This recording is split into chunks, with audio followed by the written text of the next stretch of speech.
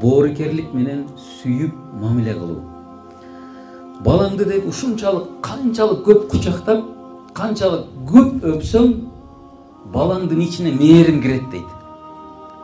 А ошол баланын ичине толгон токой мээрим кийин картайган кезде сага ташат экен. Карасаңыздар, пайгамбар айтып атат, балдарыңарды канчалык көп кучактап, көп өпсөңөр, бир өпкөн бейишти бир жыттаганын соогун берет. Баланы бир өпкөн бейишти жыттаганын соогун берет. Балдарыңыздарды кучактаңыздар, өңүңүздөр, мээримди төгүп салыңыздар. Чоңойгондо балдардын мээрими силерге ташып чыгып, силердин колуңарды өпсүн, бутуңарды өпсүн.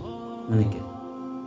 Bir Arap çöllerinden bir Arap kabilesi geletken Peygamber'e ya Resulallah dinde kabul algandan keyin sizler baldarыңарды өсүңөрбү дейт. Peygamber albatta өбүз. Biz ne deyт? Балдарыбызды өппөйбүз. Бизде уят дегенде Peygamber деген экен, Кудай Таала силердин жүрөгүңөргө мээримдүүлүк жана боорукерлик салган эмес болсо мен эмне кылайын дептир. Көрдүңүздөрбү? Демек балдарды кучактап өбүү бул ата-эненин мээриминен эме болот экен, чыгат экен. Мээримиң жок болсо өбө албайсың.